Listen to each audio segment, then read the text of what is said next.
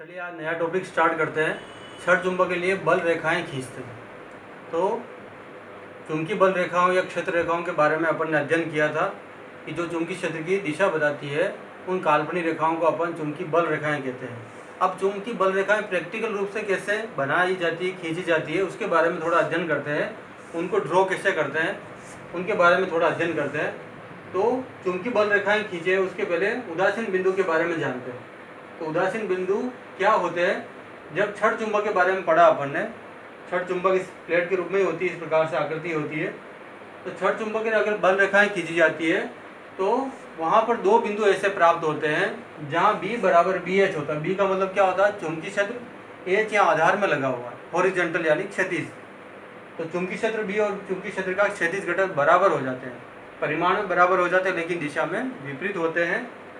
जैसे 3 मान इसका माइनस में होगा, 3 माइनस 3, 3 इसका प्लस का, 3 माइनस इसका, 3 और 3 हो रहे परिमाण में बराबर है, लेकिन दिशा में विपरीत होने से शून्य हो जाता है। परिणामी चुंबकीय क्षेत्र शून्य हो जाता है। उन बिंदुओं को कहते हैं उदासीन बिंदु। क्या बोलते हैं उनको? उदासीन बिंदु। तो इनके आधार बल रेखाओं का निर्माण कर रहे हैं। तो इसमें दो प्रश्नों का निर्माण कर सकते हैं अपन विशेष तौर पर। चुंबकीय बल रेखाएं खींची यदि क्षण चुंबक का उत्तरी ध्रुव का मतलब एन भौगोलिक उत्तर की ओर हो, एन की तरफ हो।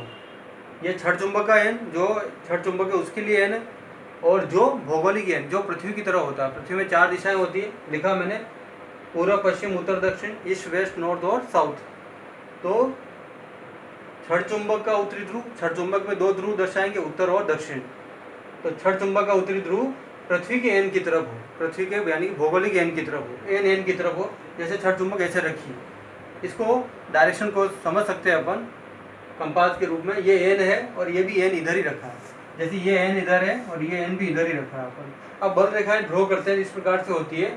और ये उदासीन बिंदु ये अक्ष कहलाता है। ये क्षण चुंबक ऐसे रखी हुई, तो उदासीन बिंदु लंबवत रूप से प्राप्त होते हैं, 90 डिग्री पर लंबवत या निरक्ष रूप से प्राप्त होते हैं। निरक्ष और लंबवत एक ही बात होता है। तो क्षण चुंबक को अगर एन और एन एक ही दिशा में रखेंगे, बल रेखा ड्रॉ करेंगे, तो चलते रहेंगे। तो कुछ दूरी के ऊपर क्षण चुंबक के अक्ष के लंबवत 2 बिंदु ऐसे प्राप्त होंगे। तो यहाँ पर इसका जो आंसर होगा, उदासीन बिंदु कहाँ प्राप्त होते हैं? चुंबकीय अक्ष के लंबवत प्राप्त होते हैं। बाकी तो ये चित्र ड्रॉ करना है आपको। तो ये ड्रॉ के रूप में स्थिति आएगी। ये बल रेखाएं बाहर की तरफ जा रही है और ये लंबवत रूप से 2 बिंदु प्राप्त हो रहे हैं नल पॉइंट के रूप में, उदासीन बिंदु, जहाँ B और BH बराबर हो गया। यहाँ बल रेखाएं प्राप्त होना समाप्त हो जाती है। बल रेखा यही ड्रॉ हो रही है। कुछ दूरी के ऊपर जहाँ बल रेखा बनना समाप्त हो जाती है, उन बिंदुओं को भी अपन उदासीन बिंदु कहते हैं। वहाँ B और BH बराबर हो जाते हैं और जो परिणामी चुंबकीय क्षेत्र वो शून्य हो जाता है। 3 मान इसका तो -3, 3 - 3 0 हो जाता है। तो जब एन की तरफ होगा तो उदासीन बिंदु लंबवत रूप से प्राप्त होते हैं। अगर अपन ने क्षण चुंबक का उत्तरी ध्रुव भौगोलिक दक्षिण की ओर रख दिया हो, क्षण चुंबक का उत्तरी ध्रुव एन जो होगा वो पृथ्वी की एस की तरह रख दिया, ईस्ट, वेस्ट, नॉर्थ, साउथ, पृथ्वी का एस इधर है, तो क्षण चुंबक का उत्तरी ध्रुव ऐसे नहीं रख के इसको इधर रख दिया अपन। तो ये इसका एस और इसका एन एक तरफ आ गई। तो कंडीशन क्या रहेगी? ये तो चुंबकीय अक्ष कहलाती है जो दोनों ध्रुवों के मध्य से गुजरती है। तो इसमें ड्रॉ करेंगे अपन, तो उदासीन बिंदु लंबवत नहीं प्राप्त होंगे, अक्ष पर ही प्राप्त हो गए। ये अक्ष पर ही प्राप्त हो गए। पहले लंबवत रूप से प्राप्त हो रहे थे जब एन की तरफ था। जब एन एस की तरफ आ गया, यानी कि क्षण चुंबक पहले ऐसे थी, अब क्षण चुंबक को इधर कर दिया अपन। तो क्या प्रभाव पड़ा? उदासीन बिंदु जो होंगे N1 N2 अक्ष पर ही प्राप्त हो गए। इसका आंसर भी आएगा, उदासीन बिंदु अक्ष पर ही प्राप्त होते हैं। यहाँ क्या आया था? उदासीन बिंदु चुंबकीय अक्ष के लंबवत प्राप्त होते हैं, यहाँ 90 डिग्री पर या समांतर अक्ष पर ही प्राप्त हो जाते हैं। तो 2 प्रकार से स्थिति आती है, जब एन की तरफ हो, जब एन एस की तरफ हो। तो ये कंपास के रूप में आपने बनाया डायरेक्शन का, ईस्ट, वेस्ट, नॉर्थ, साउथ, और इस प्रकार से ड्रॉ करना है। और कुछ दूरी के ऊपर बल रेखाएं बनना समाप्त हो जाती है, बल रेखाएं नहीं प्राप्त होती, उनको उदासीन बिंदु कहा जाता है।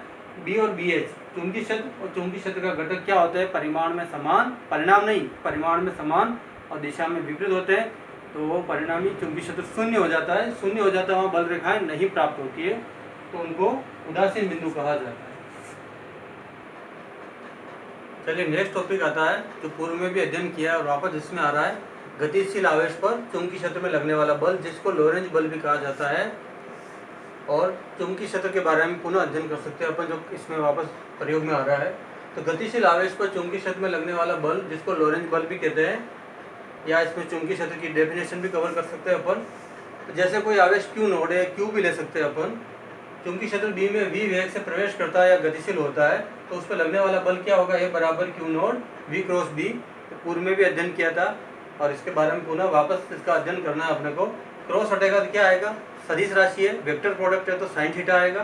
तो ए बराबर Q V B sine theta, या ए बराबर Q naught V B sine theta. Q naught भी लिख सकते हैं, क्यू भी लिख सकते हैं। अगर चुंबकीय क्षेत्र ज्ञात करना है तो ये और ये इसको नीचे ट्रांसफर कर दिया, बी बराबर ए बटा Q naught V sine theta, है ना। और इसका मात्रक ज्ञात करेंगे तो क्या आएगा, एफ का मतलब सिंपल मात्रक पढ़ा ही है अपने एसआई सिस्टम में। क्या होता है एफ का मात्रक, क्या होगा एसआई पद्धति में न्यूटन, और इसका क्यू बराबर क्या होता है, आईटी होता है। तो इस रूप में इसका क्यू का मात्रक सिंपल कूलाम कंडीशन एसआई की पद्धति के रूप में। वेग का मात्रक क्या होता है, मीटर प्रति सेकंड, तो सेकंड जो होगा बटन ऊपर ट्रांसफर हो जाएगा। तो एफ का मात्रक न्यूटन, क्यू का मात्रक कूलाम, वेग का मात्रक मीटर प्रति सेकंड के रूप में, और थीटा का मात्रक नहीं होगा यहाँ पर। तो न्यूटन सेकंड अपॉन क्या आएगा, प्रति कूलाम मीटर। तो न्यूटन सेकंड प्रति कूलाम मीटर एक मात्रक होता है। और मुख्य मात्रक जो माना जाता है इसका क्या माना जाता है, टेस्ला। एक मात्रक और भी होता है, वेबर। तो मात्रक हो गया इसका न्यूटन सेकंड प्रति कूलाम मीटर के रूप में। अन्य मात्रक टेस्ला हो जाएगा जो पूर्व में पढ़ चुके हैं अपन। एक अन्य मात्रक भी होता है वेबर प्रति मीटर स्क्वायर। इसकी विमा भी ज्ञात कर सकते हैं।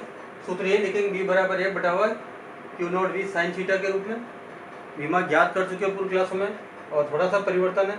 बल की विमा क्या होती है, m1 L1 T-2 कर रही है अपन 11 में। यहाँ पर चेंज करना आपको। यहाँ पर आवेश का सूत्र क्या होता है, क्यू नोट या क्यू बराबर आई टी होता है। तो एफ का एफ, क्यू का सूत्र बनता है आई टी, और आई टी कहाँ से आया, धारा का सूत्र से, आई बराबर क्यू बटा डी, क्यू बराबर आई टी पढ़ चुके हैं। और वेग का वी साइन थीटा को नहीं लिखना, तो बल की विमा m1 L1 T-2। इसकी आई की कंडीशन क्या लिखेंगे, mlt के अलावा एम्पियर के रूप में लिखी जाती है। तो a1 t के रूप में t1, और v आ रहा तो L1 T-2।